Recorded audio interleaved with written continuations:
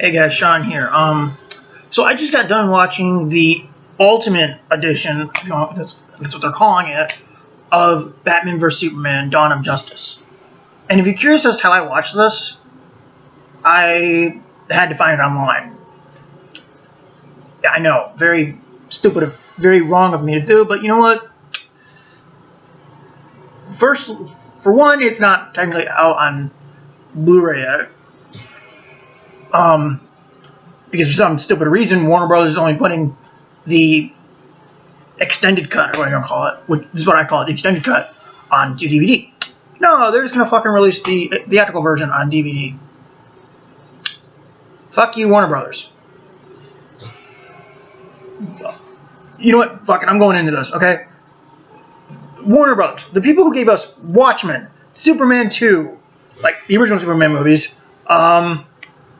they didn't do Daredevil or any of the X-Men movies, but, so I guess the only superhero movies I have to use as reference are Watchmen and Superman 2. Okay. They gave us the director's cut of Watchmen and the Donner cut of Superman 2, which is essentially a director's cut of Superman 2, on DVD, but yet they won't do the same for Batman v Superman. Really? Really, Warner Brothers? Oh my god, this is just, I get it, Blu-ray's the new thing now, DVDs are slowly becoming obsolete, I understand that, but it makes no fucking sense though, because studios are still putting out DVDs, so why would you not put the extended cut onto DVD? I mean, if it's because a DVD can't hold, like, if there's not enough space on a DVD to put the whole movie, fuck it. Do what the Hobbit movies and the Lord of the Rings movies did. Okay? Hell, I can use those as a reference too. Okay? Warner Brothers essentially did the Hobbit. Their name is on the Hobbit. Okay? That was put onto DVD, the extended cuts. They didn't just do Blu-ray. But here's the thing though, is why not do what the Hobbit did? Split the extended cut into 2 discs. Because if that's the problem with putting Batman v Superman extended cut onto DVD, is because the DVD can't hold the whole movie, then fucking split it on 2 discs. Problem solved! Anyway, that was my little rant there on Warner Bros. Putting this movie onto home media. On to the review itself. Which is the reason you probably clicked on this video. Thank you for indulging my little rant and nutcaseness. Anyway, so as I said, I just watched the extended cut of the movie. And I'm actually doing this video because I looked in my archives, if you will, and noticed I didn't do a standalone video, a review of this. So, but I just did the spoiler videos. So I wanted to do a standalone review, just myself, and I figured wait until the extended cut came out.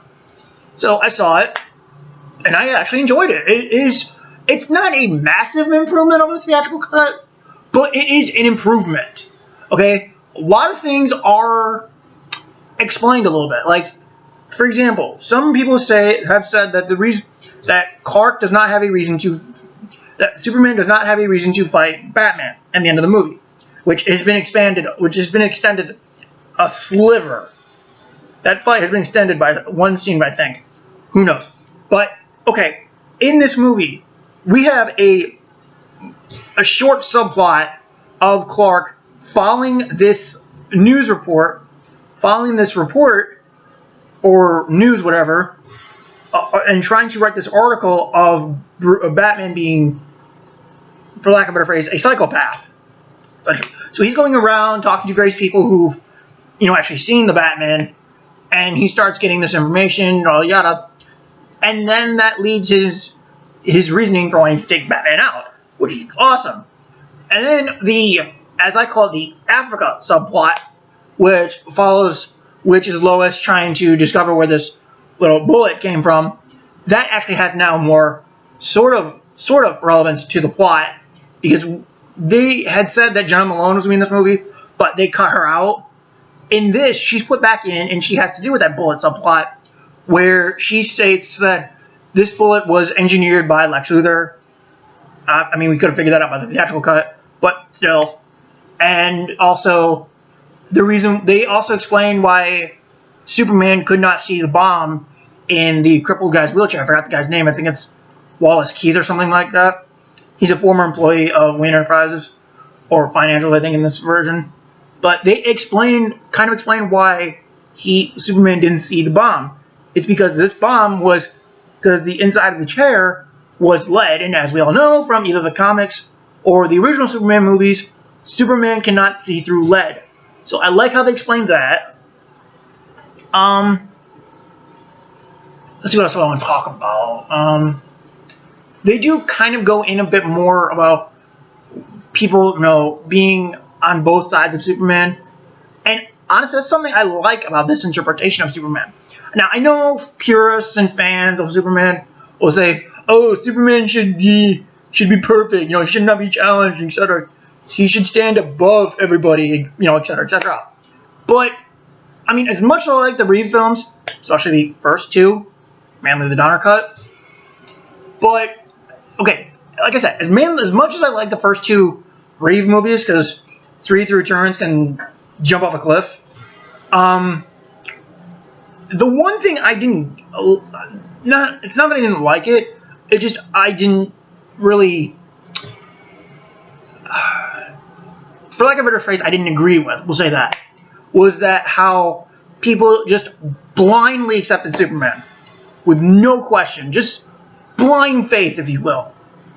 But this interpretation I actually like, because this Superman is basically grounded in real world, where people would actually question him.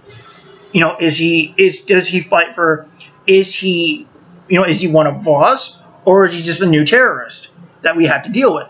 Should we accept him, or should we just try to drive him out of this planet or kill him? And I like that. And hell, even Clark is conflicted on this too. He's even starting to doubt himself, and I like that. But I get people's hate of it. I get that. That's all well and good. I just want to put my 2 cents in here.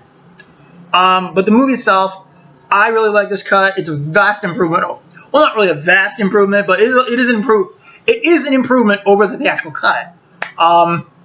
Some things felt a little more fleshed out. The cast all give good performances, especially Ben Affleck and Henry Cavill. They're great. The returning cast from Man of Steel, they slip back into their roles very well. I'm not too familiar with the comic books, but as far as the original Superman movies, Jimmy Olsen was a major player in those movies. Even in the shitty movies, Jimmy Olsen was still a main player. But yet, in the first 20 minutes of this, dang. It's like, really? I mean, I don't blame Snyder, I don't blame Terrio, I don't blame Goyer. I blame the hothead executive who said, "Mr. Snyder, we want you to kill off Jimmy Olsen, even though he's a major player in the mythology of Superman, and it will probably piss off most of the fan base. Still do it because we want you to do it, and we're financing this movie, so you do as we said." Blah. Yeah, I pretty much blame the hothead executive who said, "Kill Jimmy Olsen." Stupid. Now, I don't have a problem with Jimmy Olsen being a CIA agent, because apparently, according to my research, there was a comic book where Jimmy Olsen was a CIA agent. I have nothing against that. Okay? Nothing against him being an agent, a CIA agent. That was fine. It's just the fact that killed him off, which is what pissed me off. Some of my problems with this movie overall, not just the director's cut, but overall, the entire Africa subplot could have been cut completely from the movie, even from this extended cut. Could have been cut completely, because I think this movie would have worked much better had this been an actual direct sequel to Man of Steel, so to where if people are going to be questioning Superman, it should be over the events of Man of Steel, not this fucking African terrorist subplot. Just cut that all out and have him be questioned over the events of Man of Steel. That would have made it so much better. The whole, let's see, I have seen other reviewers where they say that the where Bruce's dream sequences, you know, were kind of out of nowhere and a bit pointless. I actually, watching this movie again, I agree. You could have completely cut those out of the movie completely. Same with all the Justice League Easter eggs, you could say. Could have cut all that out completely. I read online that this movie was originally supposed to be 4 hours long. Like, the original cut of this movie was 4 hours. And I think that could have worked had you split the movie into 2 parts. Like, I originally read that this movie would be in 2 parts. And I think it would have worked better had they done that. And probably been better received. So, watching this movie, I understand why certain things were cut. You know, mainly for time and probably pace reasons. Which is why most things probably are cut. And because they dragged the story and they dragged down the story. But with this, I honestly think you could have shown this in theaters and it probably would have gotten a slight better reception. Or just take the 4-hour cut and split it into 2 movies. That would have probably gotten a much better reception. But as it stands, I really enjoyed this movie. I think it's a great film. It's not perfect by any means. I'll admit that straight up. It has problems, I admit. But as a film, I very much enjoy it. I will buy the DVD, even though it's just me the fucking theatrical cut. Of course, I'll still buy the DVD because I like this movie. But as it stands, yes, this movie is problematic. But it's still enjoyable from where I'm at. So I hope you guys enjoyed this video. Please like, comment, rate, and subscribe. See you guys later.